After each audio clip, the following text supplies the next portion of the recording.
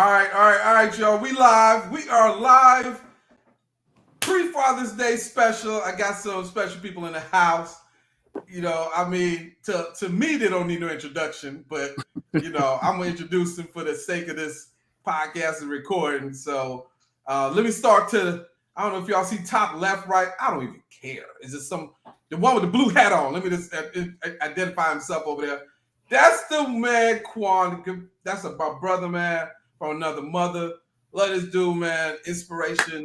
You know, big role model in my life, man. You know, always been there, rocking for years. I'm talking about years. We talking about that's about 20, about a good 20. I'll say close to that for us. The show. You know what I'm saying? Fast, that's 20 years in the game. So Quan, welcome to the Father's Day special, man. We gonna get into some stuff. You know how we do. Y'all done seen how we do now. So hey, Chee, appreciate you for having me, my boy. Hey, I just wanted to say though too, this is purple, man. This is PVAMU, boy. You know what this is right now. PVAMU on the head. You know what I'm saying? College dropout #1 right here, baby. Kanye, bring back Kanye. Bring back Kanye. Yeah. The old Kanye. The old Kanye, man. Pre-Kardashian Kanye. Yeah. Man, what's up, fellas? Glad to be here. Yes. Don't forget to share live and don't forget to tune in, guys. So don't forget to subscribe to the channels. All right. So you'll be able to get all this great content on our YouTube. On our YouTube channel, Facebook. I'm on live on so many different things. So to my bottom left, or the guy with the salt and pepper, you know, that's that smooth cat down there. It's my main man, another brother from another mother. You know what I'm saying, man? That's my dude right there, just like Quan. Nate is in the house with me tonight. Man, we and this dude here go way back. I guess that's another 20 plus years. I mean, guys, it's I can't put it to you and explain to you how much these brothers mean to me. So Nate, welcome to the cast. Woo! Yeah, no, you. We didn't cue you in, bro. I got cue you in. Oh, my fault. Yeah, my fault. Hey, my bad. No, you good, man. You good. Welcome, man. Appreciate you being on the show. And of course, you know, you got the fish in the house. That's another 20 plus year with me, rocking with me when I do these shows, man. You know, always supporting my brother. Love him. You know what I'm saying?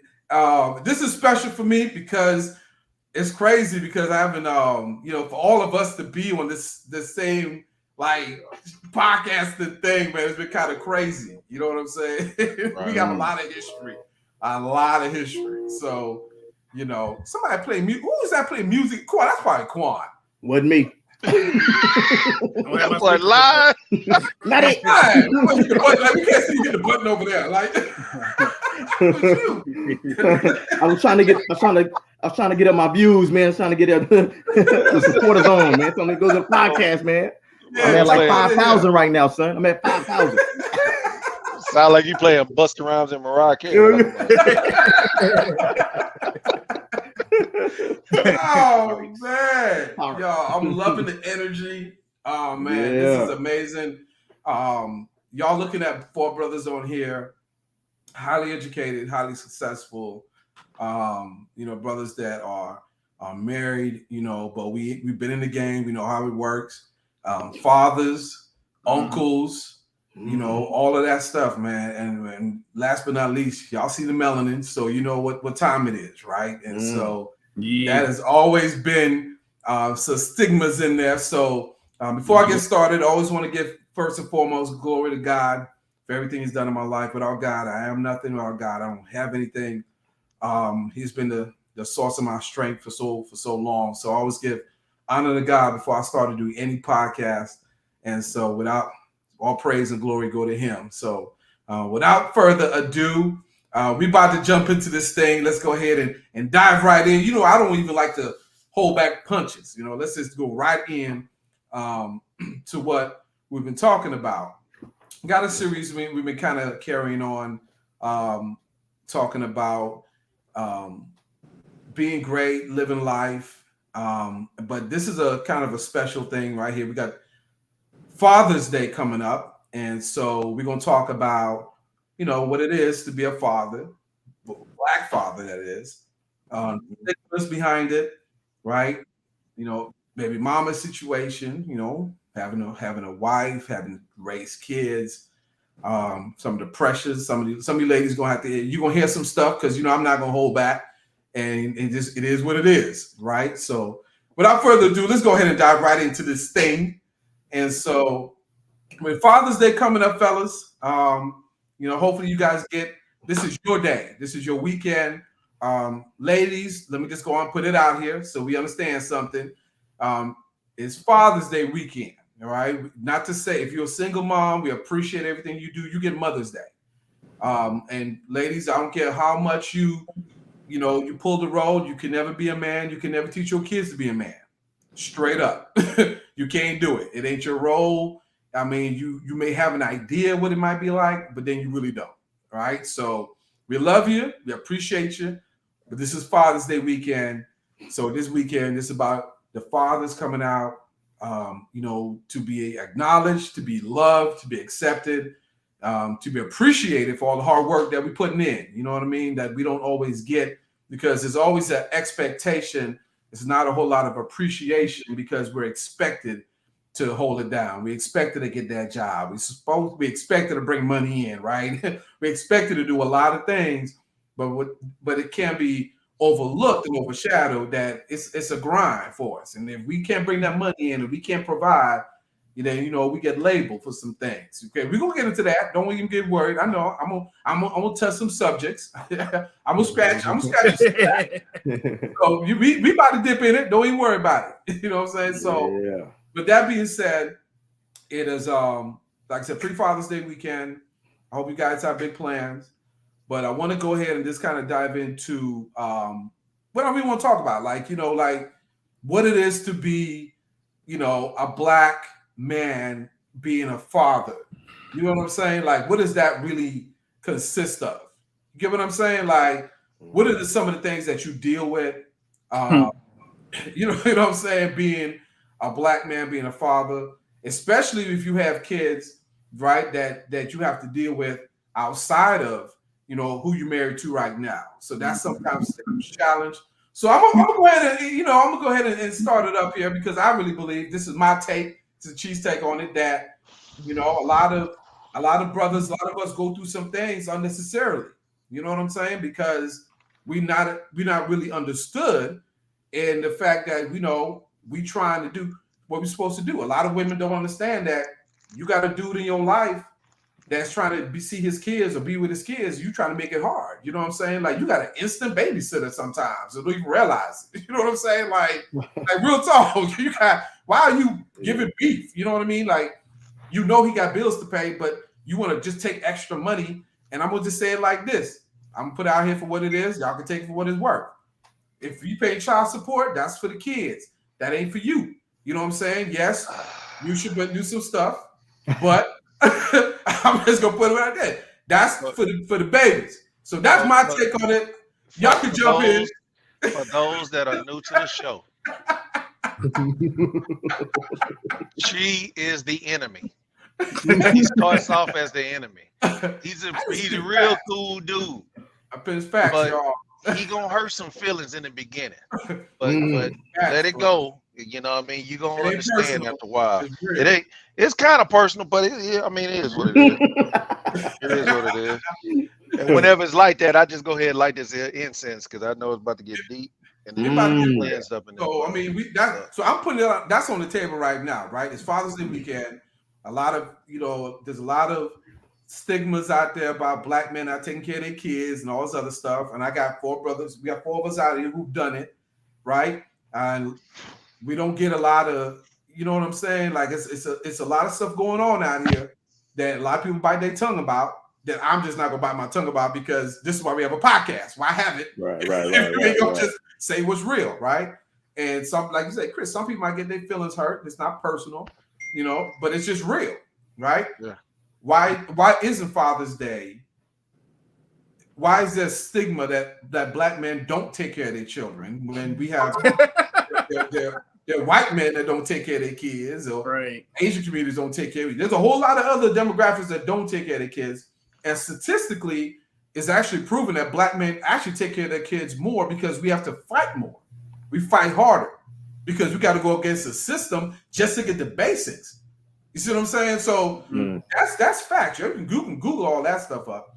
I'm just saying that it's Father's Day. Let's hit some of these topics and let's come. Give me what's on your chest, fellas. Tell me what's going on. Tell me what your take is on that stuff. Now, I threw a whole bunch out there. Yeah, you did. One word: racism. Racism in America. I mean, that's just real talk. Racism in America. Okay, I mean, that is. Okay. That's the number one thing. The whole dehumanization of black people as a whole. Our women. I mean, I get the fetishizing of our women. Think about that. And even as our men, you think about with different groups to even date black men or date black women. A lot of times it's a fetish because our women are made to be just the whole physical embodiment of just something to look at. Something to I guess rule or conquer or whatever. You know what I mean? And when it comes to men, we're beasts of burden. We're the workers. We're the ones that you can just beat, and we just have this, I guess, this idea about us that we're just so powerful because we were just so strong when it comes to beasts of burden. Let me ask you this next, since you're bringing that up, and tell me if you agree, disagree. Tell me what your take on this. Like, I feel as if the way things are going, they're like trying to eliminate the black man from the societal ways of things. If you get what I'm saying, they tell black women that you so strong, you so independent, you don't need a man, right? You don't need nobody, right? Then on the other hand, when they make it almost impossible for us to do things, and then we got to deal on top of, like you say, racism on top of that, right? You watching these TV shows now, it's a lot of interracial dating now, a lot of interracial couples I'm seeing now on TV, where it seems like shows like, oh, it's okay. Like, you black women, if you can't deal with a black man, you can't get a brother, or he ain't good enough, get you a white one. You know what I'm saying? Get you an Asian dude. Like, these dudes are better than these black men. You see what I'm saying? This is the that you're going out here. But that's always been out there. This whole idea about women, you don't need a man. I mean, that goes back to what that's feminism. 80s. Right, right. Okay. That goes. That's. But I feel like this is kind of pushing us out more so though. Now that's what I feel. I don't think it's pushing us out. Like say Fish go back to the 70s. I mean, this is a social program. This is nothing. This is nothing new. And the thing about it is that what you have to understand is that everything that you're talking about, it's been going on. It's just now we have social media. You know what I mean? Right. Exactly. Now you've been inundated. You've been inundated on a regular. Like us even having this conversation right now. At one point, we had to be on the phone and had a 3-way call. You know what I mean? But now we actually talking all in different. I'm just keeping it 100. You know what I mean? Right. Yeah. Understanding that aspect of it. I mean, shit. I'll even take it back to women's suffrage. You know what I mean? Going back to feminism. I mean, I tell black women all the time, feminism is not about you. It's about white women and white men. Real talk. Keep it 1,000. I mean, I'm just real. Yeah. And the whole idea is that they use you to basically put a black face on white agendas. You know what I mean? Yep. Because the same women that sat here talking about feminism voted for a whole president who was sitting here demeaning women the whole campaign. Well, even prior to that, and I think if you go back to don't give me the lion. What's my God? Not on tip of my tongue. What's that black woman name? She was fighting. Candace? No. Back in the 1800s, 1900s, when they would do the suffrage. Anyway, make a long story short, when it came down to black women, they were like, this not about y'all. I mean, they were still racist against black folks and black women. Yeah. It's more of an anger or divide with their white men. And that's why I tell people all the time, even though they say you brought that person in there, they cool with you until they're not cool with you. See, it's one of those things where I'm going to use you for numbers, okay, to get our agendas. But I'm not going to use you for numbers when it comes to taking away from our white men and our white boys. Real talk. You know what I mean? And that's just real. Right. That's what it is. That's the pay scale. Yeah. What's up, Quan? You over there, Quan? I'm just taking it in, man. There's a lot of valid points being made, man. I'm just taking it all in. I'm like Native dropping bombs. You know what I'm saying? You sparking fires. You know what I'm saying? Just got the incense burning. I can smell it over here. You know what I mean? Feel me? Feel me? I'm in the mood. I'm liking it right now. Certain things ain't legalized yet, so but no, man. I appreciate like these conversations because, like I said, we got 4 brothers from 4 different backgrounds, and I think what has happened a lot, especially with the polarization of our society, no one wants to talk. We might not agree on the same thing at the same time, but at the same time, we can still work together. And I think that a lot of times we've been taught to distrust each other, solely because of a brother, it's that whole idea of you can't trust Negroes, you can't trust it. They go shape shifted, they this and they're that. Again, I think that goes back to social engineering. You know what I mean? I think that goes back to that being put out there, that mess being put out there so that we cannot come together as a collective. You know what I mean? When you get people coming from other countries. I've talked to, Chinese people, other people from African countries, Caribbean countries, things like that. And, you're having conversations with them. They're like, yeah, we told not to hang out with these Black Americans because they're troublemakers. Or don't hang out with the Black Americans because they're going to rob you. Or they're going to do this and they're going to do that. And I'm just right. Well, it's not us. Right. Stereotypes, Right. It's not Black folks at these centers where you're coming in and they're saying, "Hey, welcome to America." No, it's a white dude. I call them white adjacent. I mean, real talk. But it's facts though. Yeah. Right. You just keep it 100. You know what I mean? And so once you understand that and you kind of see what it is, kind of like anything else out there. Once I know the rules of the game, then I know how to work within the game. Right. To get the wins I need to get. You know what I mean? Right. You got individual wins, you got collective wins. You know what I mean? I'm very much, as an individual, we are winning, but as a collective, we not though. And see, that's the key. How do we win as a collective? Right. Yeah. I mean, and that's it, right? How do we win as a collective? Right. Well, that's the issue, right? That's what it comes down to. We can't win as a collective, right? Because the agenda is stacked against us from the jump, right? It doesn't matter what you do. You only win where I allow you to win, right? You see what I'm saying? Like you at a job, and I see it a lot of times. I'll be honest with you, I see it with Black people. Black people kind of, especially men. I see a lot of Black men who actually forget where they come from. They forget the fact that you only gonna get to a senior position, and that's it. You ain't never in line to the CEO position at your job. You know what I'm saying? They have a whole nother set of job titles that's a staircase to being CEO. But because you got that title and you're bringing them 6 figures, you think you done made it now, right? And then now you do understand that whole system is predicated on you getting there and not looking out for the fact that the next person that you should be bringing along, that we don't do that for each other. Every other culture does that. Every other culture will do that. They get here, they're going to look out for their peoples first. They always do. The reason why that is because we don't trust each other. Right. Let's be 100. We don't trust each other. If we trust each other, then it wouldn't be no issue with bringing that next man up. Right. Making it like that. But we have been conditioned to battle against each other for so long. Right. I always said the thing that when I look back at Dr. King and Malcolm X, they had the same agenda as far as where we were trying to go. They didn't figure things out until it was too late. Yeah. If they had just sat down instead of trying to my people here, my people up here, if they had sat down and came together and realized, look, we better together, because if you notice, a lot of the stuff that Malcolm was teaching, Dr. King started teaching late. He started teaching it later. And the reason why he started teaching those things later, that I believe, is because he was like, look, bro, I got to get in this house. Once I get in here, they trust me. Once I get in here, then I really got a platform. I can really tell it real. And we know that once he started doing that, then all of a sudden, next thing you know, he was assassinated. Right, because that's my point, right? It doesn't matter how you think you're going, they gonna come get you. They're gonna take you out. Yeah, but we can name people now. We can name names. Listen, we don't keep 1,000. Well, Well, hold on. Well, that doesn't stop you from pushing though. Right. That should not stop you from pressing.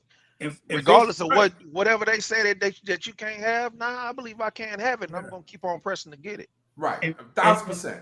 But bring folk with you is what we're saying. But I'm gonna answer that point. See, I think I was watching a podcast and someone made a comment. They were like, honestly, it's this whole idea of nobody wants to catch that bully. You see what I mean? Nobody wants to catch that bully. So I'm gonna walk up to the line, but I'm not gonna cross it because I might catch that bully. You know what I mean? I'm gonna walk up to the white man, but I'm not gonna irritate. That's my movie. What's that? Life? What did he say? Cross that? That did a gun line, boss. That gun line. That's real talk. Gun line, boss.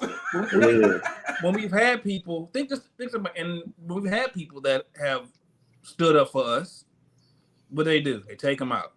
COINTELPRO. Right. I mean, that's documented.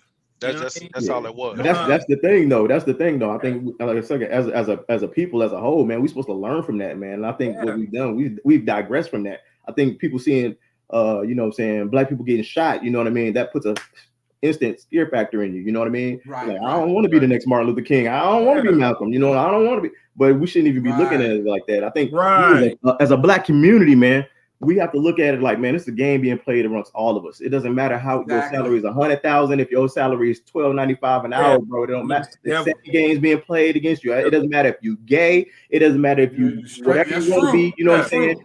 They look at you the same way, and it's all based off your color, not who you prefer to have sex with, not your sexual orientation, not your degree, not your what. It's the same way, man. And if you as a black people would really come together and look at each other, man, without all of this BS on us, man, we would understand that the game is strong. The game is out here and it's being played at a fast rate. Nate made a valid point earlier, man. And, you know what I'm saying, with the whole thing about social media, man.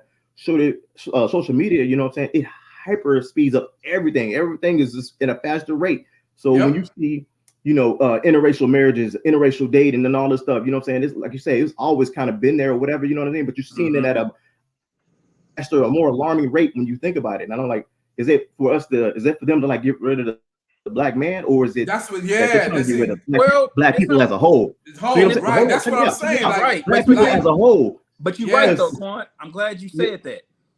I'm glad you said because if you get rid of black people as a whole, then you get rid of the issue that has always been, which is they never wanted us here in the first place. See what I'm saying? Exactly. And the point is that, you know what I'm saying, all this interracial dating and all this other stuff, all of these things, again, like I said, they're there. And you know what I'm saying? You have to be aware. I understand. Like I say, if it was a real world and this was really like, you know what I'm saying, a life that you should even be happy, I get it. You should be able to love whoever you want to love. You know what I mean? But I always use the example. You know what I'm saying? It's like, I'm a black man. I like black women. I love black women. I'm married to a black woman. I don't see any other way. I ain't saying that white women ain't whatever, but that ain't me. Like I say, if I'm a polar bear amongst grizzly bears, I don't have to act like a grizzly bear. I'm a polar bear, and I should be. We should all be bears. You know what I'm saying? That's cool, but that's right. I don't have to act like you and conform like you, but they always want us to conform. You know what I mean? That's right. No pandas. Wait. And that's where I feel like they dissect us, right? They split us up, right? That's why you had the house Negro and the truly naturally Negro, not. Right? Yeah. Again, no matter what Negro it is, that's not nothing. We kings, we queens, it's hard for us to do this. It's hard for us to be something that we're not, and we still every day trying to be and live a certain way that is not naturally, in us. You know what I'm saying? Not how we are. Well, you know what I mean? The biggest fear, but you have to understand, their biggest fear backfired on them. You have to understand, black excellence backfired on them because see, when we came to this country through slavery, immigration, or whatever, see, they thought that if you come in as a janitor, then you're gonna teach your kids to be a janitor, and you're gonna have a line of janitors who just gonna go this bloodline. Well, they didn't expect that. Nah, I'm gonna teach. If I'm gonna be a janitor, what you finna do is go to school. What you finna do is you finna run a business. You finna go get an education. You finna do something. You finna do something bigger. And what happens is now, guess what? Your seed is far exceeds their seed and what they had plans for you. And you done messed up their playbook because now your level of success now, you've been exposed to the social media, money, business ideas, concepts. That wasn't for us. That was for them and their children. You see what I'm saying? We weren't supposed to be part of that. But the fact that their friend, we got part of that because they never factored in that those children was friends with my children, right? Our parents put us out here. We went to school with them kids now. Them same kids spit game to us now. So now we know, okay, we'll pass it on to my generation. Their biggest fear happened. That's why we're able to do what we do. And they can't take it. But I hear what you're saying, because we're able to do what we do, but it's still limited. You see what I mean? Yeah, absolutely. It's still limited because, again, honestly, I'm not a big fan of black entertainers, because to me they're equivalent to court justice, but it is what it is. Look at no, real talk, because they're here to entertain. That's their job. Your job is to go out there and entertain me. What did my boy say in Gladiator? Are you not entertained? What was his job? You out there entertaining people. Right. That's it. That's their job. And if you notice, I'm getting right, we're the only group when it comes down to politics and things like that. First thing they go to entertainers. I'm like, I don't want to hear what Jay-Z guys say about politics. Drake. I mean, you do music. I mean, you know, you was on the street and stuff, and I got it, but. Bro, I'm not trying to hear what you say. Yo, Kanye for president. I understand. But at the same time, I look at it like this here too. Right. The reason why they go to the entertainers and everything like that is because a lot of times we look up to the entertainers. It's a distraction too. It's a lot of us. Right. So when you look back at it, when we started getting cheered through entertainment, through sports, through whatever it was. When we started getting cheered, all of a sudden it's like, I got them now. I can go ahead and say what I want to say because they need me. And it's a distraction too. You have to understand that too. What I'm saying is they was able to bring out certain things. Like we look back in the 60s, you see that picture with Ali, you know, Kareem Abdul-Jabbar, Jim Brown, all of them sitting right there together. They were the biggest things during that time. So it was easy for them to be able to stand up and say exactly why, because they needed them. But you know what? Hold on. But you know what, Fish? You're right. But then at the same time, we going back to the 60s. I mean, you got to think about it too. If they knew that if the entertainment cut them off, like Ali, you cut me off, you take me off, the community gonna support me. Right? Yeah. You see what I mean? Yes. You don't have that now. You know what I mean? And I say you don't have that now, not because the computer has just fallen apart. But you have to go back to social engineering. You gotta go back to look at everything that's happening. You gotta look at going back to the whole, you don't need that black man. You need me. Public assistance.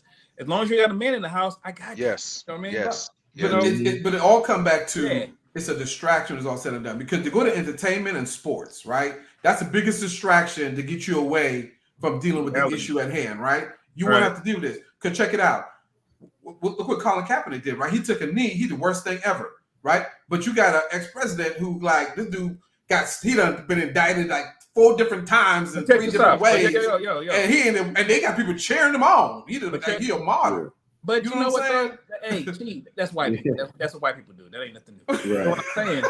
I mean, I'm just keeping it 100. That's what they do. I mean, right. But I'm saying we get distracted. There are a lot of us who get distracted by the premise of that, and that's the problem because these people are the ones in positions of power. Some of them senators and some of them governors and people that we got to vote for. That we thinking, okay, you with us because you look. Remember, all skin folk ain't kinfolk. You know what I'm saying? So there it is. So now we put you in power thinking that you're gonna do something, and then you looking at us like you sound just like them. Like, what's the purpose? You know what I'm saying? Kind of. But you right though, and I'm glad. Well, we kind of jumping around, but going about doing black politics. Just us understanding politics, understanding that politics is more than just the national election. You know what I mean? It's local, state, and federal. You got to look at your student. I mean, your city councilman. You got to look at your state representatives, things of that nature. What are they doing? What are they doing for your community? You know what I mean? How are you helping the community? How are you helping me grow into my community? And a lot of times we don't get involved with that. And I've had conversations, with other black people, and they're like, I get to talk about certain stuff. First thing I say, oh, you just being militant, or what are you talking about that pro-black? I'm just like, it's basic information, you know what I mean, that you should know if you have kids. But it's easier. Like, what did somebody tell me? It's easier to be mediocre than to push through. It's easier to lay down and have the spoon put in your mouth than to feed yourself. You know what I mean? Right. And so that's the thing.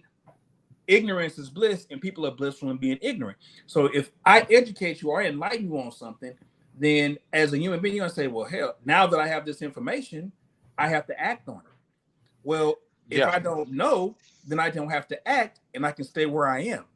You know what I mean? I get some kind of athlete entertainer to sit here and say one thing that I paid them to say, and all of a sudden now, because they got 2 million followers, all of a sudden now people start believing all that stuff. Yeah, but I mean, at the same time, man, you got some cats out there that are like us, right? True. Yeah, but they play sports, or they rap, but they know what they're talking about. You got a lot of people that's out there that's educated as far as they didn't just stop at high school or whatever. They actually kept reading. I ain't saying go to college or anything like that, but I mean, educate yourself.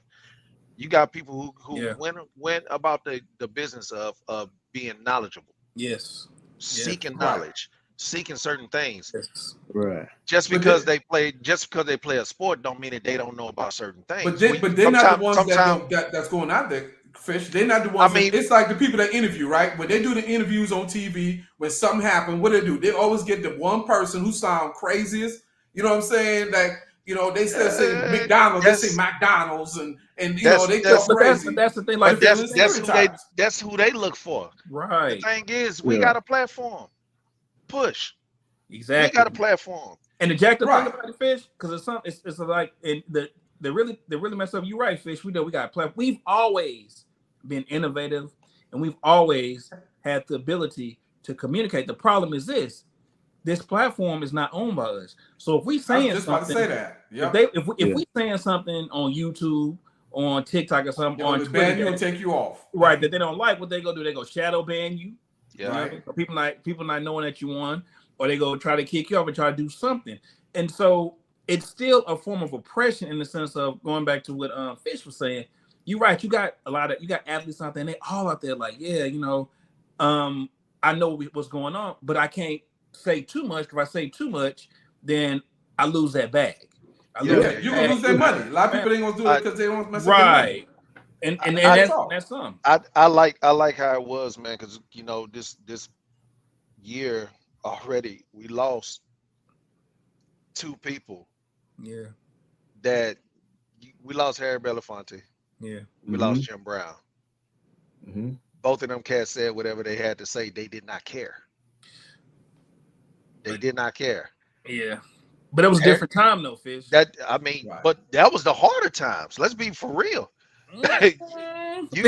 Man, come on now. You said hold on. Fish, you talk about hold up, Fish. The reason I say that, I'm like, I don't know, because I think there were more economic opportunities during that time. But I think the lynchings and the things like, you know, the lynchings, we still get lynched out in the streets. We just had a police officer just shot somebody and tried to sodomize them.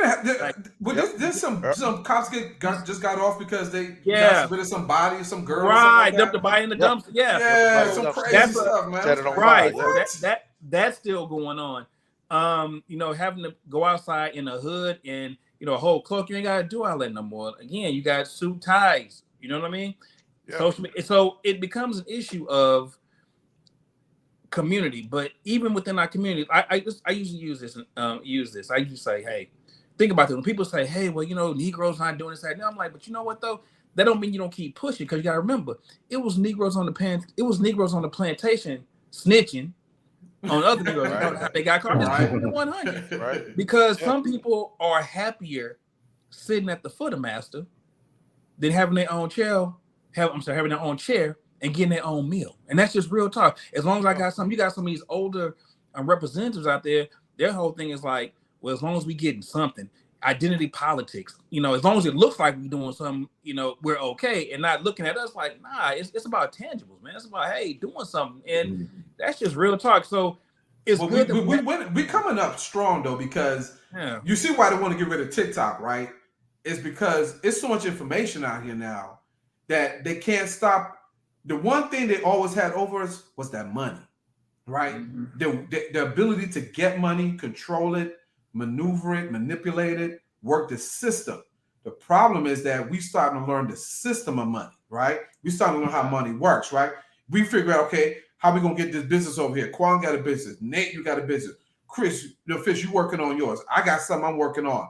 All that's independent of working a 9 to 5. You see what I'm saying? So what that does now is, now you broke the code, right? Because the code was supposed to go to 4 years of degree, right? Go to college, 4 years, work 30 years in a company. Your kids go to college, they follow your footsteps, and all of a sudden now you supposed to become your kids are now working for their children, right? Their boss. And so now you broke that code. Information is the key. So now whenever we hear something, what do? You know what, man? Hey, let me go tell this. Okay. Oh, that's how you've been doing that. Yeah, that's how I've been getting this. Okay, that's how y'all been getting this money. That's how y'all been doing this. And that was their biggest fear. And that's what TikTok has been doing recently. That's why they're trying to ban this thing, because they're like, y'all got I go on there, I learn a whole bunch of stuff.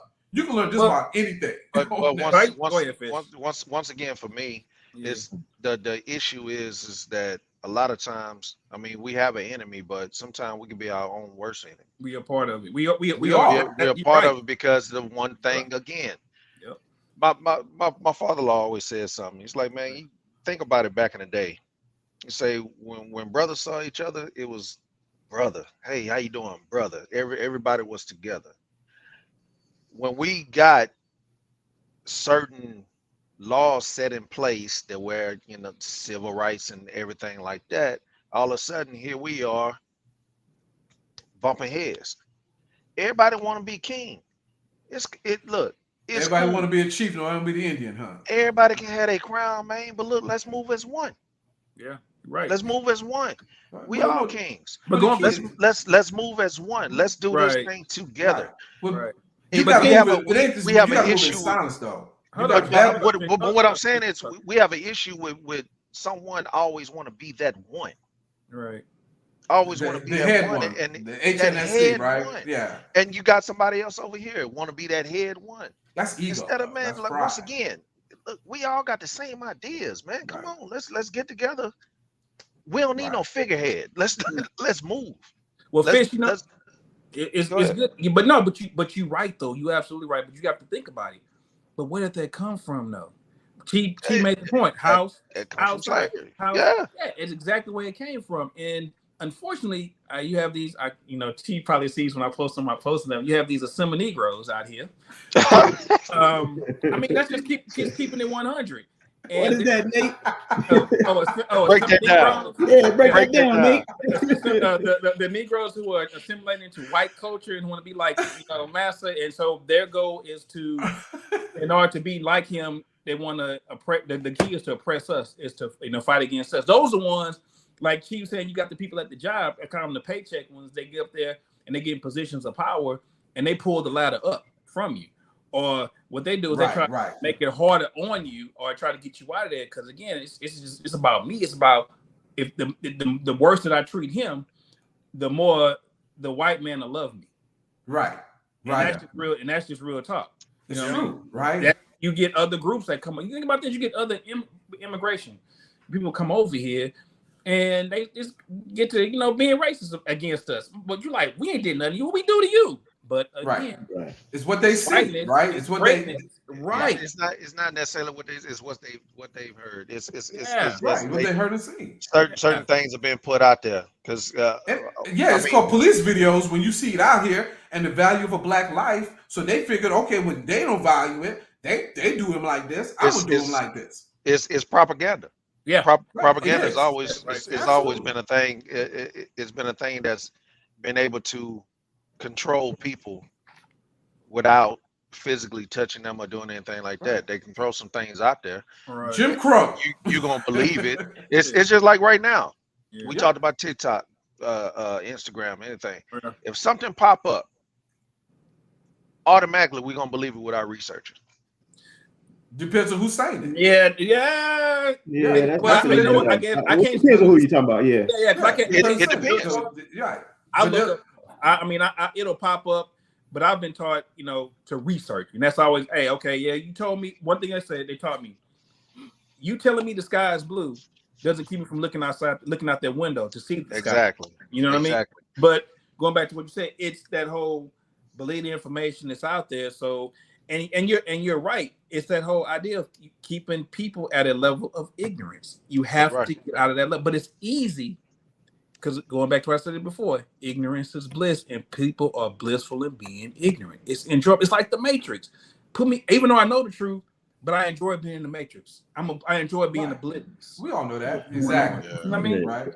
So we just have to, as a collective, just keep pushing. We gotta move. The problem is we gotta keep pushing, but you gotta understand the game, right? Bad boys move in silence. Because what happened was when we did it last time, Black Wall Street, right? When you start putting it out there and you start coming together collectively, they're gonna try to tear it down. Bro, but if you move in silence, and where it's like you have, like you say, Nate, you build up your communities, and you do that in a certain way, and you build that foundation and that strength, it's gonna be hard to tear all that down because they can't reach everybody. You know what I'm saying? If imagine you have Black Wall Street in every state. But we did have Black communities. We had all that stuff. All the time. And they burned it all down. We had I know, but I'm saying now it ain't even now. They can still do it now. We don't have the right, but that's the thing though. That's the one thing to point to, because they weren't all burned down. You know what I mean? Right. A lot of those Black communities, especially from where I'm from, like up north, where I'm from, Michigan to be exact. There was a lot of Black communities up there, and what happened is one of the worst things that ever happened in this so-called American history is civil rights. One of them. Civil rights is one of them. Civil rights was the one thing that totally changed everything, the direction or where the projection of where Black people were supposed to go. You know what I mean? When we said we want to assimilate, it was over. When King started pushing assimilation and us getting together and it was over. You know what I mean? Because we lost Black communities. We lost the ideal of looking out for each other. You know what I'm saying? Right. And now you have this ideal of you know what I'm saying? You want, like you say, like most of us, like my parents grew up in projects, right? They grew up in a project in Michigan. You know what I mean? So they wanted better for us. You know what I'm saying? As their kids. You know what I mean? So they moved up. Like I grew up in Kansas, you know what I mean? A bigger house. I grew up in Houston. You get a bigger house. You know what I'm saying? You want the best, but when you start doing that, you start losing Black community, and there's a lot of that. It's like what they call it, white flight. When white people moved out of the cities, well, it's the reverse. Black flight. You know what I'm saying? Moving in or moving away to certain places to get the best schools, the American dream. Yeah, the American dream. The American dream. Right. And I think when somebody said, somebody put in here, Mika, she wrote, we are racist against our own kind as well. You know what I mean? And racism is a made up word. You know what I mean? For me personally, and this is just my thought process, it's a made up word. It's we don't love ourselves. We don't love who we are. And the reason why we don't love who we are, because we don't know who the fuck we are. I'm speaking my language. We don't know who we are. You know what I mean? We don't never go back and teach who we are. We always start from a point that is, you know what I'm saying, a couple of hundred years back, slavery or something like that. There's no teaching of who we are as a people. And we the only people that don't have either a connection to a country that we came from, traditions that we grew up on that are passed down generational wise or whatever, or or things that we celebrate amongst ourselves that, you know what I'm saying, can't nobody really take them away from us. You know what I'm saying? I see Indian people, Chinese people coming into the country, you know what I'm saying, and they assimilate too. I see them wanting to be, you know what I'm saying, have less white, have white wives or whatever, but they have their traditions and they have their country they can go back to. And 9 times out of 10, they send their money back to that country too as well to help their family that's there as well. You know what I'm saying? So whether they feel it or not, they still doing what they need to do to progress them on as a people. You know what I mean? So can I ask a question? Can I ask a question? With everything you just said, yes, sir. Since we don't know, and since we don't have that tie, right? Why in the hell do we not stick together more?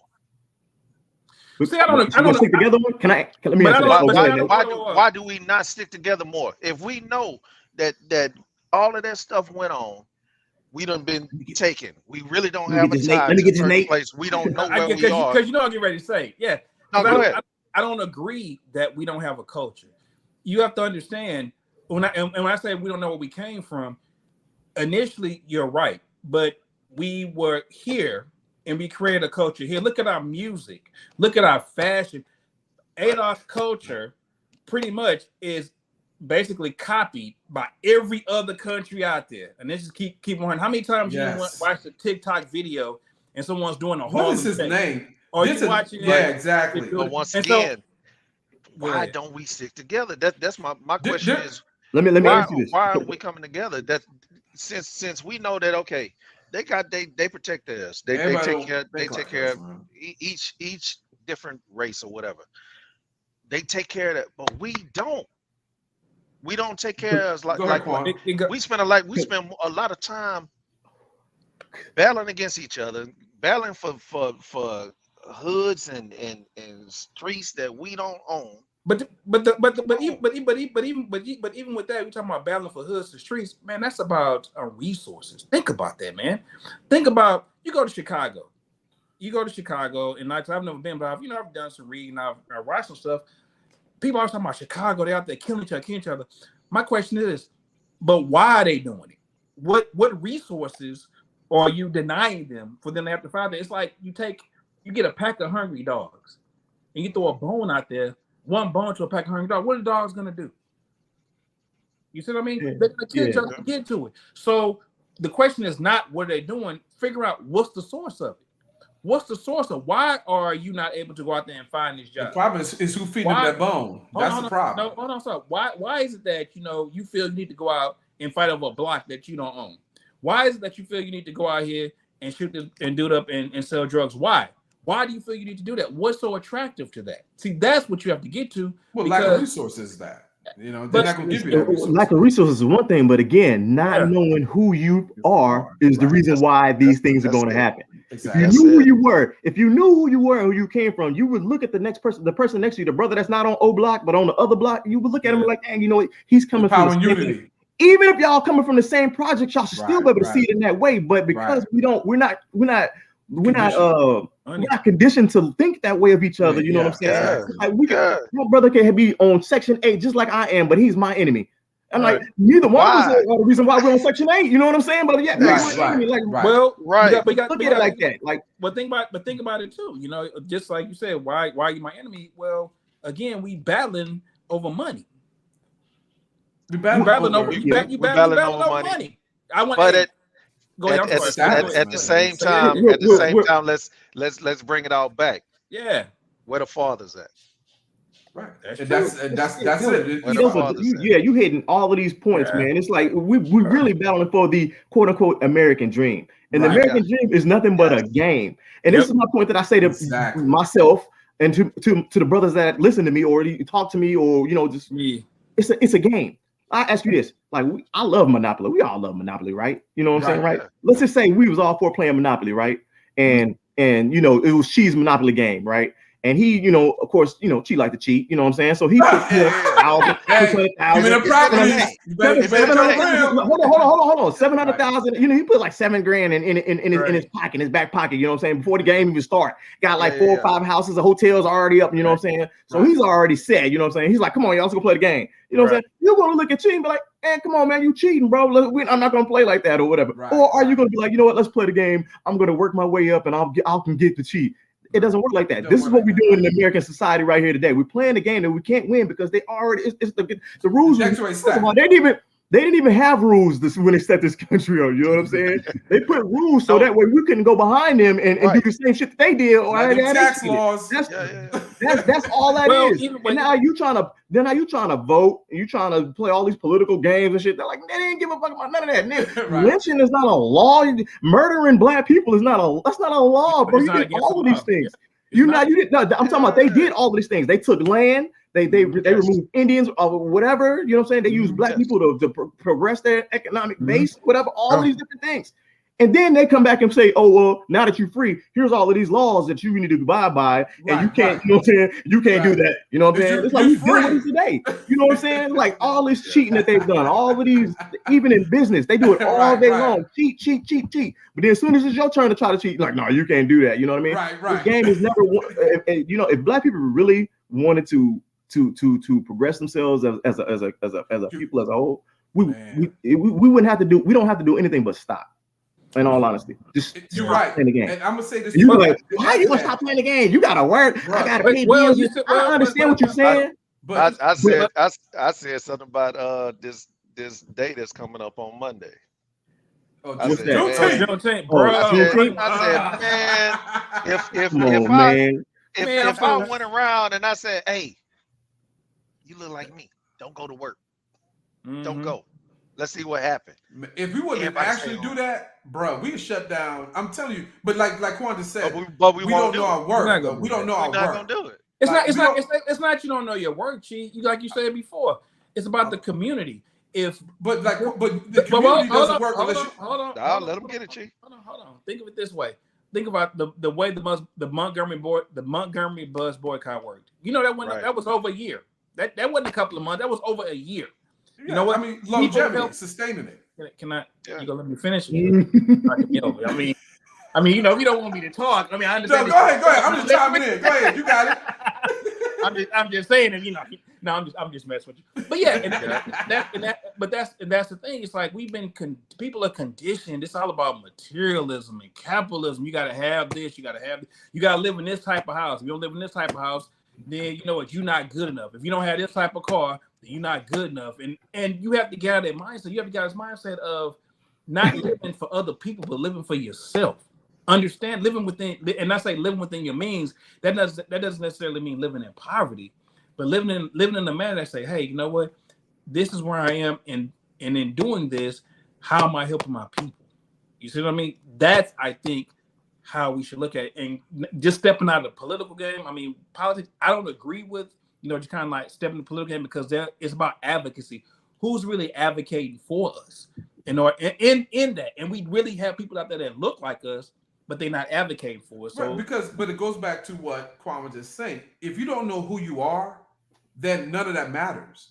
And that's the whole point, right? Because everything you're saying, if you don't understand, if you don't know who you are, right, understanding what it is, the game. But I forgot some guy on TikTok, some black dude, a doctor. He educated me on some stuff. He told me something like you were saying, Quan. And I'm gonna just validate this. He said Africa is the only country that does not need any other country to sustain itself. They have all the resources. Africa is the only country on this planet that has every resource that's necessary to sustain itself. Every other country has to depend on another country for resources. That's how powerful Africa is.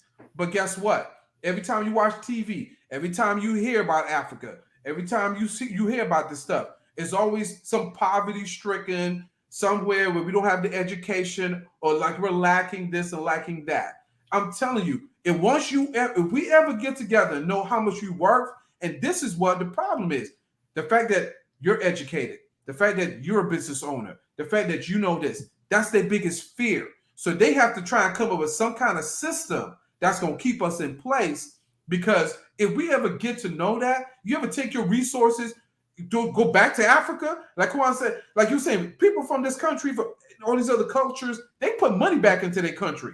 They could put their resources back into that country. If we was to do the same thing for Africa, if we don't put that back into Africa, if we do everything else here, Chee, I mean, Africa is made up of how many different countries? You got a bunch of different, you got a continent, a bunch of different countries, you got a bunch of different tribes. I mean, come on, let's keep it 100. And once again, you got but you got people that's gonna be battling against each other. Right, and then on top of that, I mean, it ain't like we got here just because it was cool. I mean, they did sell us to sell. But look, man, we see it all the time. I mean, you get enough resources, you have to bring that up. But if you have it in Africa, what I'm saying to you, if you have the resource in Africa, you know your worth. Dubai is a country like that. But you keep saying Africa like they're not separate countries. No, there are separate countries. What I'm saying is, look like United Emirates, right? Listen, do you know they understand that 80% wealth?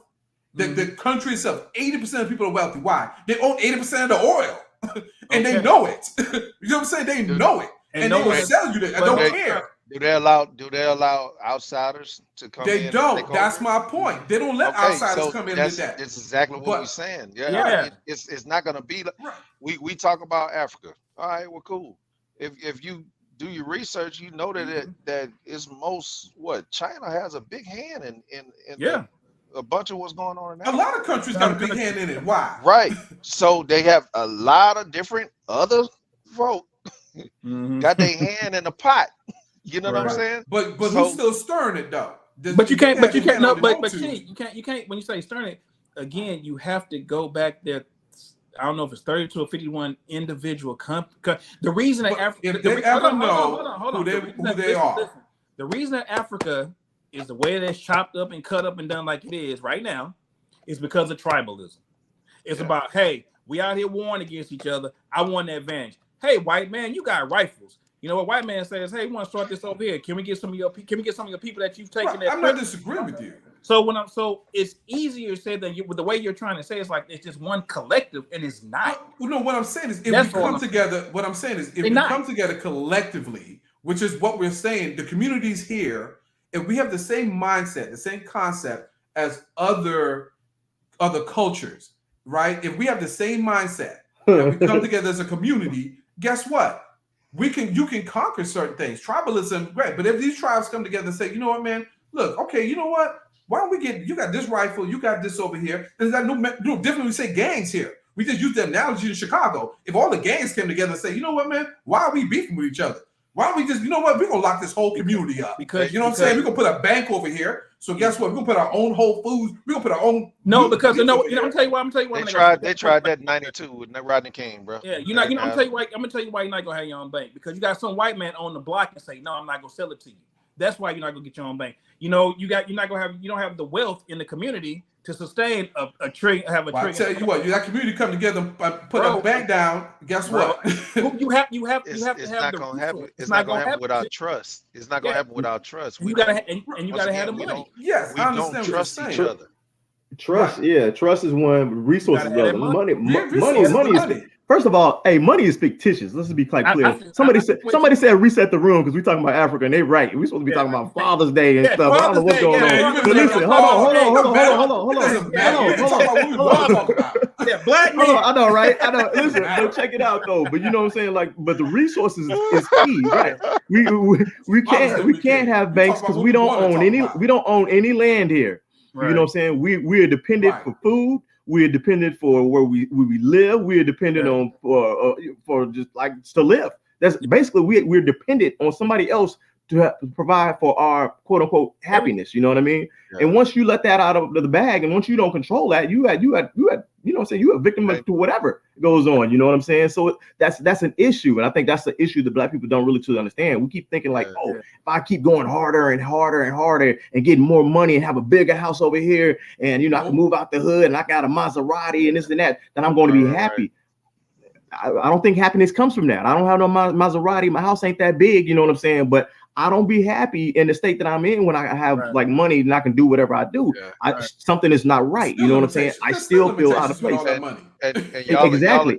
And whoever said what they said and said to reset the room, they was right. Yeah, it is what it is. It's about but the reason why we're so passionate about this, at some point in time, our fathers was having these same kind of conversations. You're right. Exactly. So it's a thing that keeps going on. We talking about black excellence. We talking about black people, fathers included, mothers included. But this is what we're doing, and we're all great fathers, and we just doing it. That's what this podcast is. We're rocking it. My father put a book in my hand when I was probably about 7 years old, man, and it was Up From Slavery. That's the first book I read. Right. Like all the way, that's a novel, dude. Yeah. You know what I'm saying? And I read that thing at 7. Yeah. I had to answer questions from him. Yeah. Right. So this kind of thing, when we start, if we go down this line, and we're gonna be passionate about it because of the fact that this thing is still going. It's the same conversation. But the absence of fathers is a factor in that. Hold on, and that's why I was talking about as far as us warring with each other in these hoods and things like that. Because it's like, man, look, back then, man, we was together. Father, if you didn't have a father, there was somebody in the hood, somebody in the street. It was somebody in the neighborhood. Somebody in the neighborhood that looked out for you and taught you something. You know what I'm saying? But nowadays, since we've allowed ourselves to be removed from the families, we've allowed these things. Now it's not just what they're saying. We've allowed these things to go on. Right. Yeah, I agree to that. I mean, because look, who told you had to leave? Mm-hmm. Why? That woman. That's who told you had to leave. That woman said you got to go. Come on, man. Look, not all the time, but I'm like this here. If those are my kids, I'm with my kids. I don't care what you're talking about. Yeah, but there's a lot. But hold on now. Let's just put up. Yes, what you're saying is right. But let's just put out for what it is now. There's two sides to that. There's a lot of women out here who make it to the point where they don't understand that my relationship with you is not the relationship I have with my kids. You may think of me as a bad mate, a bad spouse, or whatever. Right. Doesn't mean I'm a bad father. I ain't dating my children. I might be dating you, but I ain't dating my kids. So I'm gonna make sure they're good. And there's a lot of fathers out there who stick and move. Yeah, there is. I mean, but that's in every race. You know what I'm saying? But you know what, right. I get that.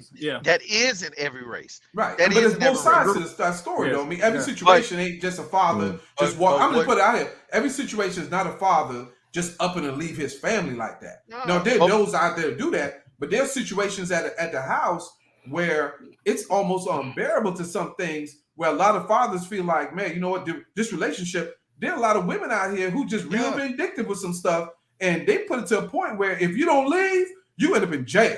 You know what I'm saying? If you don't leave, guess what? My sanity, okay, you keep fooling with me, then guess what?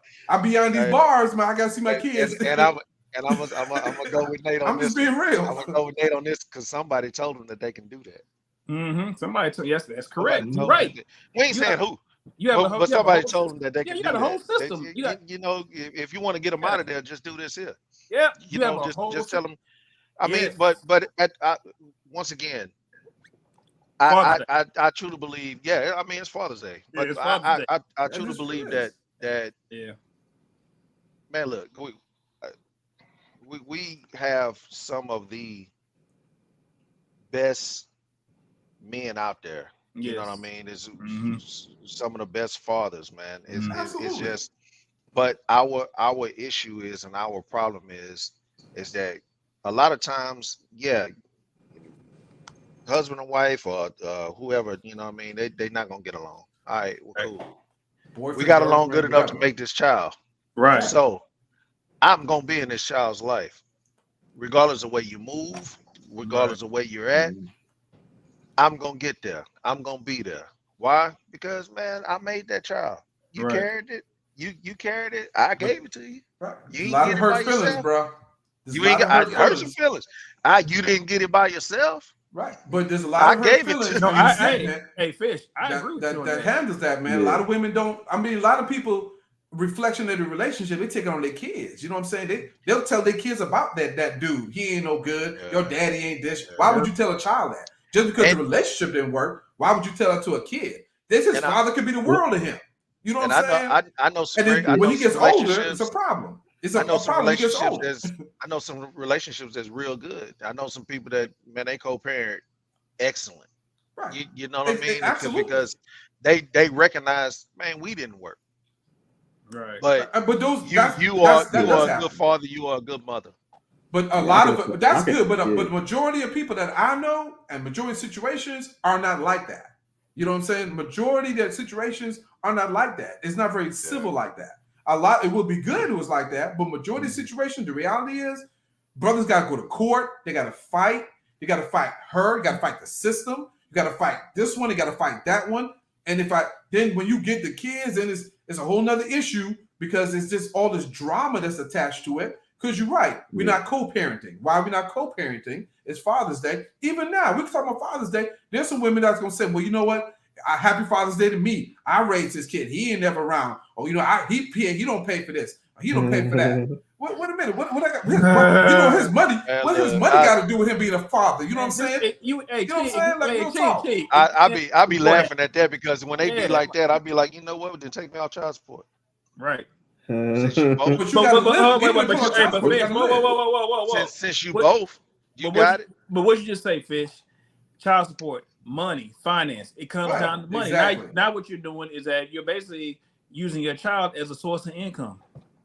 Think about it. Yeah. But then you pull out child support, the dude still got to live after that, right? He's still it's not about child support, but he's not. But the money should not be a reflection of who he is as a father. That's the issue.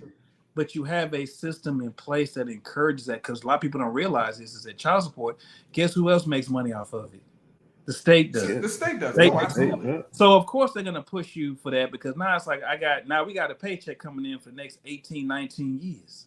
We got extra money coming in for the other 18, 19 years. So you have to understand that it's one of those things where, me personally, because I just a little background, I have children outside, and I had a situation that, unfortunately ended up in the death of my son. But what I'm saying is that it's tricky because, again, you have a system that you might have a woman who is just vindictive and just really just trying to use the kid against you, but then you have a system that's going to support that vindictiveness against you as a man, and so you're constantly having to fight this. As far as in my experiences now, and I tell people all the time, the things I had with my son, visitation and all this stuff, I paid for that. I had the money to pay for it. Only reason that his mom really couldn't get at me no more because I could outspend her, and that's just real talk. You see what I'm saying? Go ahead. You're right, Nate. No, you're right. I was just going to add to that.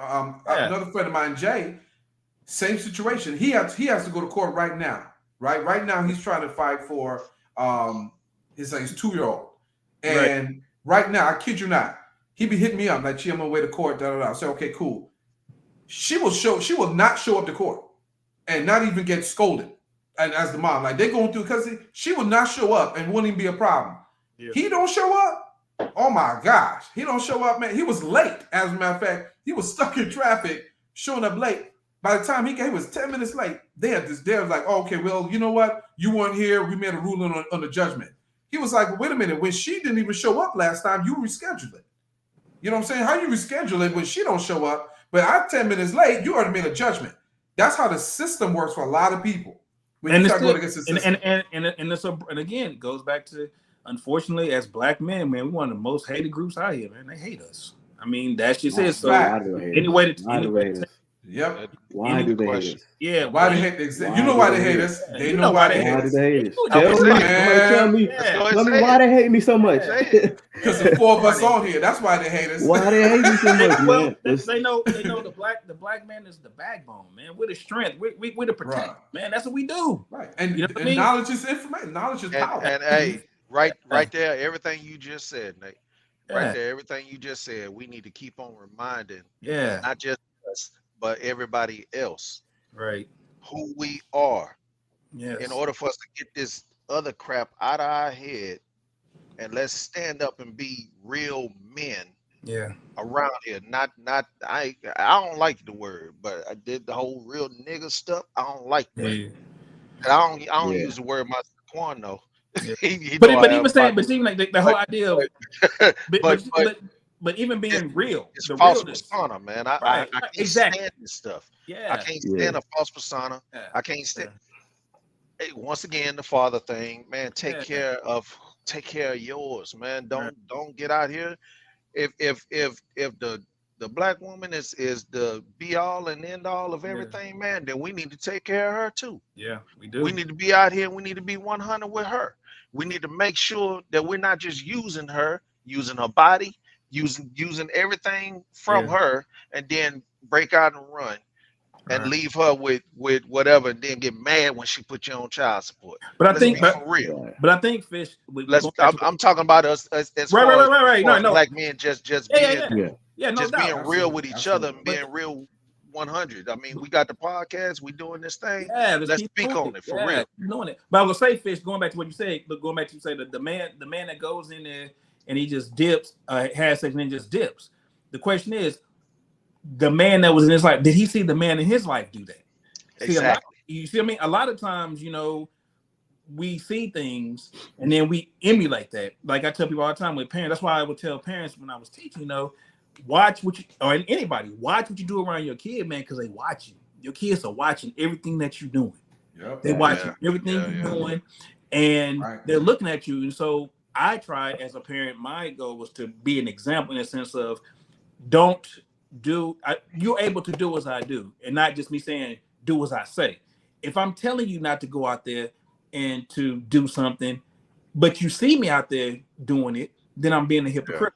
But if I'm also showing you through example that I'm not also doing, they give you something to look up to and say, okay, cool. Then he telling me not to do it. He's showing me not to do it. Therefore, I shouldn't do it. Hey, and you know what too, Nate? It's crazy because I know people that I'll be real. I know people who grew up in a household where they seen their father be that dude, be that stand-up dude. They always had somebody to look at. And then when they got out here and they had kids, they were nothing like that. Yeah. Oh yeah. They don't be nothing like that. And I also saw and somebody close to me who did not have a father in the home at all. Father was never around, never doing anything. And I watched that man, the way he is with his son is crazy. You know what I mean? You know what I'm talking about. I know you know what I'm saying? And it's to see how he is with his son. It's like, man, he didn't have that example. But the thing is, what he did do, you learn by default what he didn't have. Well, what he did do, what he was able to see other fathers around. Right. Like, you know what? All right. Yeah, I would never do what my father did. Right. That's what I'm saying. So I would he never did it be by the this fact way. that I'll be everything he wasn't. Right. Right. But you see it. That's good. Yeah, well, you say that, but it's also too that's a maturity thing. Yeah. Yes. For whatever reasons, he matured in that in this part of his life in a way because of that. You know what I'm saying? I think that's a lot of the issues that we have with these with the black family or with you know, baby mamas and you know, child support and all this stuff. It's a maturity thing. You know what I'm saying? It's like I'll just use myself for an example. You know what I'm saying? It's like I had kids when I was my first kid at 25, right? You know what I mean? I wasn't ready yet. I wasn't mature enough, you know what I mean? And my father was in my life, you know what I mean? You know what I mean? My parents got separated when I was like 15 or whatever, but he was still a part of my life or whatever. But like Chris said, we had strong black fathers around us that helped us because me and Chris grew up together, you know what I'm saying? For the most part, but 7th grade, 8th grade, I guess, you know what I mean? Yeah. So I remember vividly, you know, Chris's dad, you know what I'm saying? Like, and what he did for us and how we used to hop up in the truck, you know what I'm saying? And go down to church picnics and all this other stuff, you know what I mean? We had Kenneth's daddy. Go ahead. That dog on truck, they had no shocks on that back. Yeah, no shocks on that mug. We riding hard, hot in the mug or whatever, you know what I'm saying? Going down into wherever, Texas, you know what I'm saying? Kenneth's daddy was the same way, man. He picked us up from basketball practice and everything, man. We had strong black fathers in our life. So I seen that, you know what I'm saying? But as a young man, I wasn't mature enough to understand what I was seeing, you know what I mean? So when I got out there on my own, you know what I'm saying, and had my kid, you know what I mean, and I was with the mother, you know what I mean, I didn't understand how mature I needed to be in a relationship or to be as a provider or caretaker of another human being that I created, you know what I mean? And you know what I mean? And I didn't get it right. You know what I'm saying? I didn't get it right. I'll be honest, I didn't get it right to my 3rd time. You know what I'm saying? I'm a good dad, you know what I'm saying? All of them, you know what I'm saying? But I just now got it right with my youngest child, you know what I'm saying? Who was 6, you know what I'm saying? And it's like I learned through trial and error, you know what I mean? And it's like it's crazy but it's crazy at now at, you know what I'm saying, at the age that I'm at now, you know what I'm saying, and looking at the relationships that I have with, you know what I'm saying, my baby mothers, you know what I'm saying, and I remember where it was in the beginning, you know what I'm saying? And it was hard. It was very hard. It was tough, you know what I'm saying? But it was a maturity thing that I wasn't processing at that time that not let me be able to deal with that relationship, you know what I'm saying, in a healthy way, so that way we can grow, you know what I'm saying? And it's like, you know, child support stuff came in, be feeling bitter, getting mad about it. Woo, why you put me on this and all this other, you know, it happens, you know what I'm saying? But now at this age, I look back at it and I'm like, dang, you know, but maybe I wasn't who I needed to be or what I needed to be at that point in time, you know what I'm saying, in order to avoid a lot of these issues, you know what I'm saying? So I had to take the issues that I went through and all that stuff I had to learn, you know what I mean, and use it as, you know what I'm saying, well, this, now I know what to do and not to do, you know what I'm saying? Now I can do it the right way type thing, you know what I mean?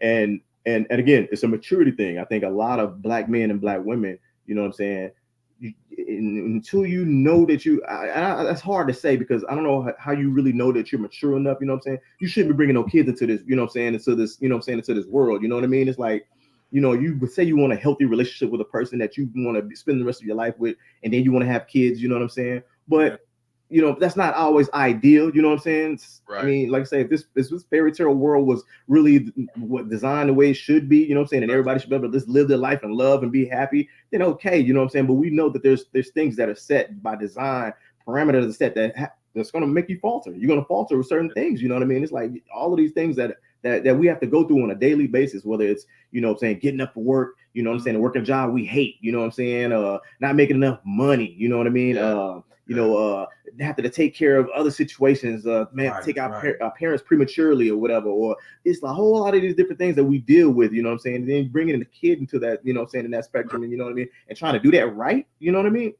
It's a hard thing to do. It's very hard to do. It's a hard that's what thing I tell to do. people when I talk to people all the time, and they're like, "Yeah, I'm gonna have kids." I'm like, "Remember this," and I tell anybody: A, once you have kids, it's no longer about you. Okay, it's no longer about you. It's about their kids. B, if you're in a relationship and you and the woman or the man don't work out, it's about that kid. It ain't about you. It ain't about her. It's about what's best for that kid. You know what I mean? Right. And those you have to do your best to communicate. It's not about ego. It's not about who I think I'm better. It's no longer about you. It's about what's best for that kid. Right. And what's best for that kid is for you and that man or you and that woman. As long as he's not, mentally abusing you or physically abusing you, she's not mentally abusing you or physically abusing you, to work together to kind of give that kid some semblance of some kind of foundation. And that's it. And that's all I say. I mean, and going back to Quan said with the whole child support. I mean, again, I dealt with that whole not wanting to communicate. I did everything. When I tell you, I tell Chee this all the time.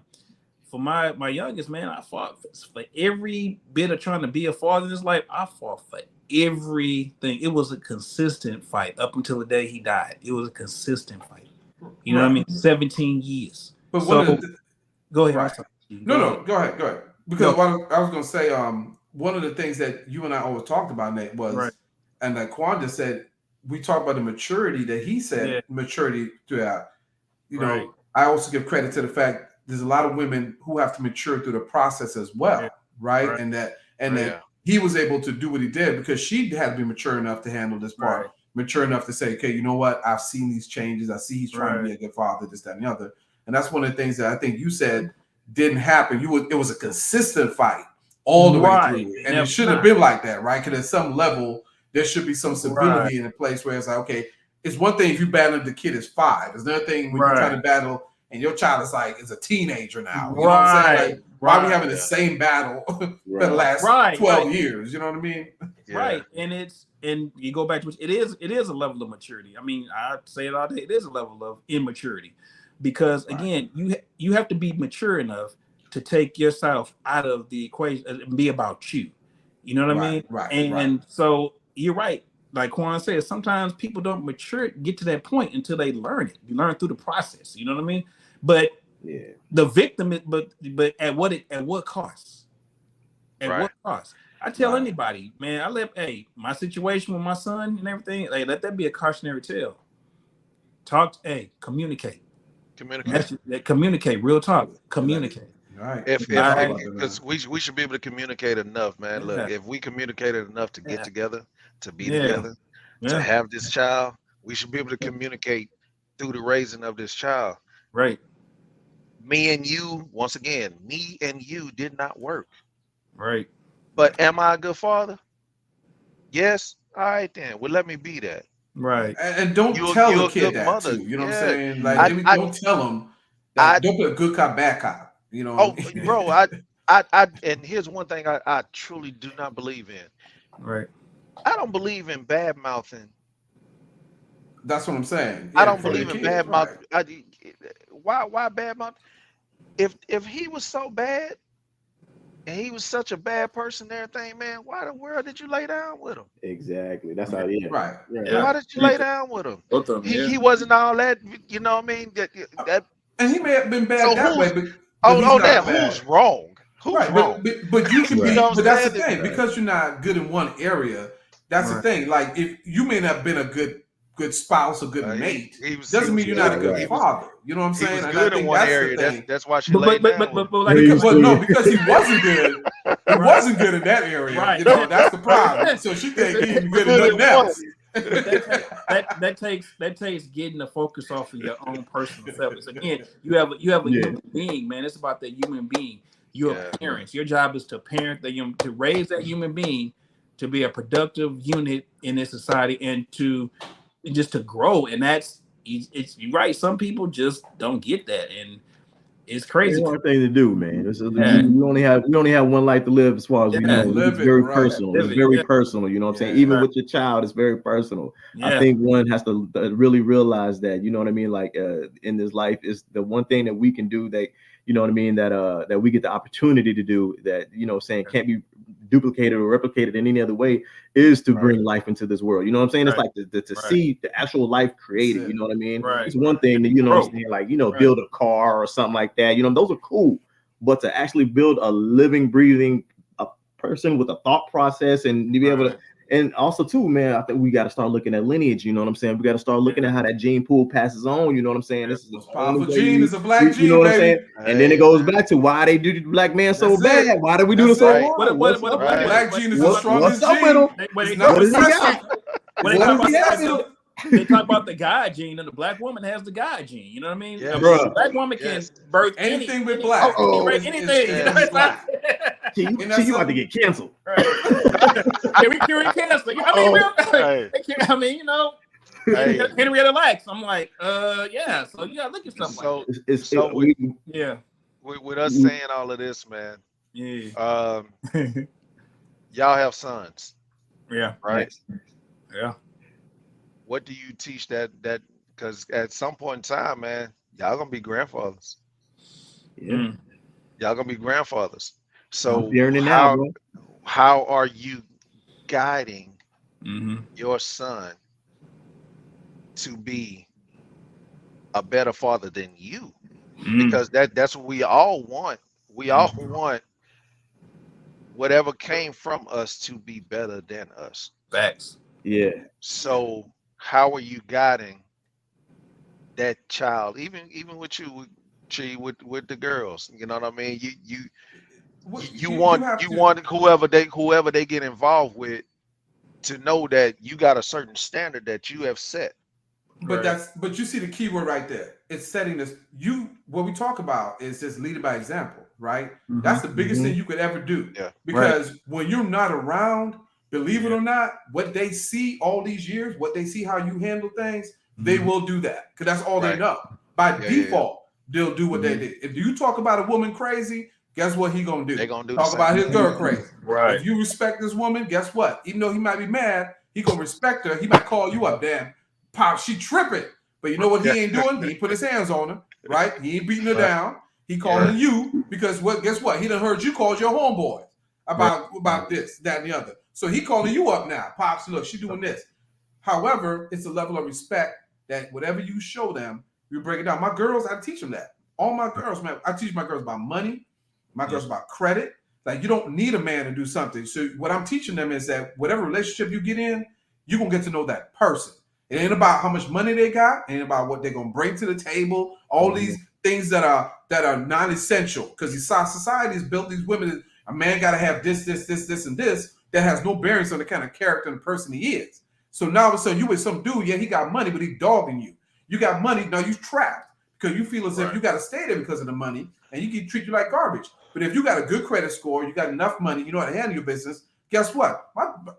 They ain't got to deal with that. They'll tell you, nah, I'm good because I don't need that. Yeah. Then I get to be the father in her life. I'm the man in your life anyway. So you don't have to do that. You know what I'm saying? They don't have to be desperate. They can call Pops up. Dad, can you do so-and-so? Sure, sweetie, I got you. You know what I mean? So if this dude don't step up right, he don't treat her right, he don't do this, guess what? My presence alone is good enough.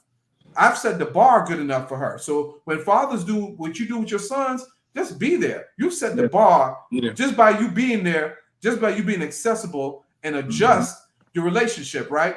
Yes, you're still a father, but you have to transition as he gets older to become a father / mentor / friend, because he's gonna need you in some real situations, and you can't ground him, so you gotta be like real with him, but in a level of respect. You know what I'm saying? So that's my take on it. I think if that's you cool. do That's cool that you said that, man. Because my oldest son, he'll be 30 in January, and we have conversations, and he'll tell me straight up, he's like, Dad, talking to you, he's like, when I was growing up, I really didn't understand, but once I matured and became an adult, and I had a conversation with you, it's like, everything that you did to help me, to make me a better person, and honestly, you like my best friend. Because you kept it real, you know what I mean? And that's the thing. And so like she said, it's just being there, and it's not always necessarily the biological one. It's even if the father's not there, you still should be able to put that young male around other men, upstanding men, to kind of guide him and teach him as well. And that's why I say go back to the whole village, go back to the village concept. It's a village. We are a village, man. We gotta help each other out, and we gotta really just allow men. I think sometimes what happens is that we don't allow men to necessarily be men, because you have a woman coming in saying, well, you shouldn't do that. Well, you shouldn't, and not understanding we are men. We were young boys, or we're men. We know what it's like to be a black man. I mean, you don't know what it's like to be a black man, just like I know what it's like to be a black woman. Okay? So there's certain things that you're going to understand that I'm not going to get. But at the same time, I'm not going to step in and say you shouldn't do that because I think, no. You know, as a woman, from that perspective of the nurturing perspective, you know what? Hey, you do what you do. From the protective perspective, then let me do what I need to do to prepare this man so I can get this young black man home at night.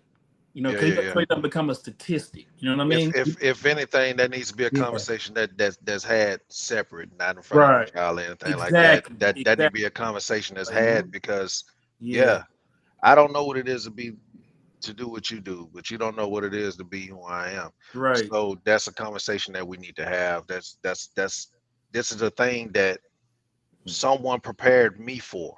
Right. So I'm going to pass on this same thing. Like you said, I just need you to get home. Right. Hey, man, look, we know what that is. Look, all that training kicked in. Yeah. Quan, I remember this one.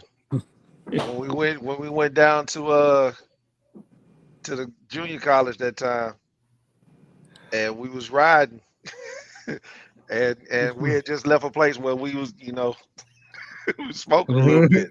And we got on that road. Hey, Fish, man. Hey, y'all wasn't doing nothing that was illegal. No. Right. No. Not at all. Hey, we got on that road. The government, no, man. Look, they're listening. Hey, it is what it is. Hey, bro, we was what? That was what, 20? Maybe 19, something like that. Yeah. And I just forgot the time.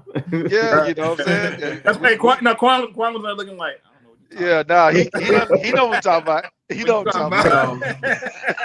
He tried to play dumb, but he know what I'm talking about. We got out all that training. You know what I'm saying. We got out there and we riding it, and the police pulled us over. Right. Automatically, I'm like, "Do you got anything? You got anything on? You got anything? No. All right, sit still." Don't move. Yeah, don't move. Don't make me something. Let the windows down. If we got some smoke in the car, just let it out. Just let it flow. Let me talk. Man. Don't say nothing. I'm the one driving. Don't say nothing. Yeah. And we got home. Yeah. You know what I'm saying? Oh boy, let us go. You get home at night, man. But those kind of lessons, a lot of people can't teach that stuff. You know what I'm saying? Man, I love y'all, man, for real. I really do. I will say that. You know what I mean? I love the men that y'all are. I love the fathers that you are. You know what I mean? Me personally, me and my wife lost a child in '99. So we never really were able to produce another, but we raised like 4. You know what I'm saying? So it's just a thing that like I said, we never produced any ourselves, but being able to be a parent, I feel like it's probably the best thing to ever do. You know what I'm saying? And just to be involved in my niece and well, she's like my daughter. She's my daughter. Yeah. To being involved in her life and being able to raise her is something special to me. So to see you guys doing the same thing, you know what I'm saying? I commend you. I salute you. You know what I mean? Which is not done a lot. This is what we was talking about. That's not done a lot around here. We don't salute each other for the job, even though it's a job that we supposed to be doing. But still, but still, though, salute the ones that's doing it. And the fact that you, like you said, you sat there, you like, I'm still in my niece's life. I'm there. You know, you that village, you integral to her development. She see that. You know what I mean? She getting a side. So that in itself is, commendable. You know what I mean? Yeah. That in itself, And man, and with that, y'all, we've been on here for a minute, y'all. We've been, we can rock all night, man. We have this is a close brotherhood that we've had, y'all. We've been friends for a long time, so we can talk a long time. So we're gonna bite your ear off, man. But thank y'all for tuning in. Absolutely, I have learned a lot from these brothers. With me not they had kids before I did, and I watched each one of them. Now they didn't know this. I'm about to give you a secret. I remember Quan, when you first learned that you was gonna get Day on, I watched how you processed that. I watched how you matured through that. I saw the ups and downs, man, and I took notes and I learned from that. Nate, I remember when you had yours. I remember the ups and downs. I remember the phone calls. What y'all didn't know, man, is that your brother AB was very instrumental, man, a lot too. My friend Keto J in Milwaukee, very instrumental. I take a lot of notes, man, and I learn, and I always say, okay, if I have kids, okay, watch this, okay, he did this, okay. And I never ever told you that, but when you say people always watching, they always watch. And I watch my friends turn into the men that they are, the ups and the downs and the battles and the struggles, man. I learned a lot. So I was able to bypass a lot of things. Not that I didn't deal with things with my girls, but I learned a lot from watching you guys. So commend that, like Chris said, my salute to y'all, man. Don't ever think. I appreciate you. I learned from you, man. Everything, man. A lot of things. Just who we are as a unit, man. A lot of people don't make it to the 20 plus in a group of friendships and brotherhoods. You know what I'm saying? And the fact that we all from different backgrounds, different things came together, man. Thank y'all for joining the podcast with me, rocking with me. All I did was make a phone call. Y'all was on board. Man, we've been rocking the last hour and a half. I mean, that's nothing but love and unity and friendship. And so I commend y'all, man. I love y'all. Happy Father's Day. Y'all are great, amazing fathers. Everybody out there, hug your father. If you don't have a father, whatever father figure you have in your life, saying this, whoever somebody instrumental, get them, show them that love and acceptance. Tell them something that you appreciate about them. You know what I mean? We men like to hear some things. We ain't all so tough. We can't take somebody to say, man, you know what? I'm proud of you. Thank you. I love you. That's not. You ain't got to be too strong to tell somebody how much you feel about them. Life is short. You know what I'm saying? Real talk. So, anything else, fellas? We about to sign on out of here, man. Appreciate y'all from the bottom of my heart. Stepping into the podcast. It's kind of long, but I love it. We'll do this again.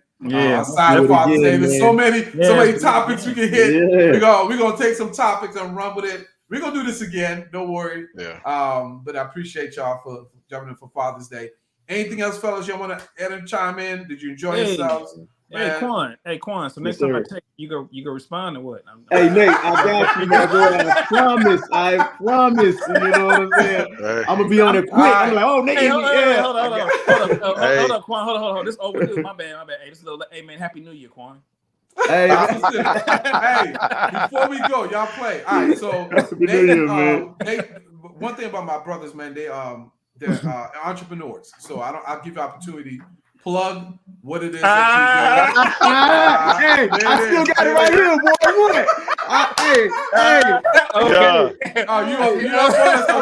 I rock with my people, man. I don't be talking that talk, man. I walk with them, boy. Real talk. I didn't think to bring mine out, man. No, you gotta my nephew got mine, so that's my nephew's got mine. My wife got mine in the room. Y'all got to send me your address so I can send you a signed copy. I did a second edition of that one. So give me your addresses, and I'll send you guys signed copies of the second edition of that one. Right. So, Nate, on that note, man, tell people about the book and where they can get it, man. No, real talk. It wasn't supposed to be this, Nate, man. This is not Natrix. No, real talk, bro. We play. Come on. No, Natrix. Okay, so I also write under the pen name Natrix. The author, I have 10 children's books out right now. 4 for ages 5 to 10, and did I say 10? I did say. Oh yeah, I'm sorry. I can't count. Wait a minute. That's all do it. Come on. No. I had to carry one now. So it's 10 because I did a second edition of the first one, so it's a total of 10. Okay. Anyway, ages 3 to 4 and ages 5 to 10. They're on Amazon. I have a YouTube channel. I have. So plug that for them so they know what to get it. What's the Amazon? Yeah, go ahead and plug it in. Yeah, just look up the Peanut Butter and Jam series of children's books. So just look up Peanut Butter and Jam. Throw in Peanut Butter and Jam. Boosie has a sister or something like that. One of the titles, it'll pop up. It's on the Natrix. Yes, Natrix. Right, like Matrix, but with an N. And then like if you want funny videos or something, I'm on TikTok as well. So it's that PB Jam Tales, like a tale of a dog or a tale of a cat. So TAILS. You can see some videos of actual characters that are actually the books are actually based on there. And I have a YouTube channel, the Peanut Butter and Jam YouTube channel. So I have some short stories for the kids. Okay. Hey. That's that. That's that child right there. Hey. What's going on? You got the best. Is that Amazon? Yeah. Amazon. Okay. That's special delivery. Yeah. All right. So yeah. We love it. That's bananas, man. I remember she was a baby, bro. Yeah. Quan, man, let me know what you're doing, man. But what am I doing? Oh man, you know what it is, man. So you know I got Ecokicks right here. I'm all on the wrong side. Bam, Ecokicks. You can holler at me on Instagram at eco.kicks. You know, so spell it out for him. Eco ECO.KICKS. Yep, Ecokicks, man. We buy shoes, sell shoes, clothing, whatever you're looking for. Especially those high-end must-haves that you can't find at the store. You know what I'm saying? Holler at your boy on Instagram. He can get them for you. You know what I mean? It'd be a small fee, but, you know, it's worth it. Black-owned. You know what I'm saying? Support Black business. Other than that, man, I'm out here living life, man. I just wanted to say, man, I appreciate you for having me on here, Chee. I appreciate you, brothers, for being, you know, a part of my life for I don't know how many years it's been so far, man. But it's been beautiful, man. It's been beautiful, man. It's been beautiful, man. The way it started and the way it's going, man. It's an awesome thing, man. I appreciate y'all, man, in every aspect, man. And when I'm back in Houston, man, like I said, I'll definitely. You already know what it is. I get up with y'all when I get there. Nate, we gonna get it, boy. And I got you. You holler at me, man. I'm expeditiously. You know what I'm saying? I hope so. It's like 2024. I'll be like, hey.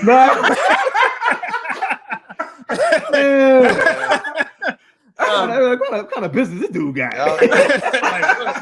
You know, it's not like service, right? It's like it's not business. Like people like, hey man, like Quan be saying Quan be like, yeah, Nate cool, but he be like, Nate ain't cool because you know. You my dude, my guy. You already know. I know, bro. Hey, do like me. You know what I mean? When I feel like he ain't gonna answer, I FaceTime his tail. Oh yeah, hell yeah, it is. And I told him when I did it, I said, hey, I know men don't do this here, bro, but I just need to make sure you's gonna answer the phone. Right. Hey, don't forget to check on your brothers, man. But y'all, so fellas, sit tight for me real quick. The rest of y'all, man, don't forget to check out the books, check out the Instagram. If you want anything else, hit me up. I can always give you the information from my page as well. Anything my fellow brothers here are doing. We're gonna do this again. We got a lot of topics. I love their insight. We about to go. This is the Father's Day, so we touching all kind of topics, went all kind of directions. That's fathers, brothers talking. But we're gonna set some real topics out here. Yeah. I'm gonna set some more fires, and we're gonna be firefighters. We're gonna put them out. All right. So we're gonna let it burn. Let it burn. Yeah. All right, y'all. So thank y'all for tuning in. See y'all next Tuesday. Another episode of CheesTake. Subscribe to the channels. Y'all, we're gonna do some amazing things. God bless y'all. We love y'all, fellas. Juneteenth, don't go to work. You already know. I'm not going. You don't go either. Love y'all, man. I love y'all. Y'all be easy out there. Yeah.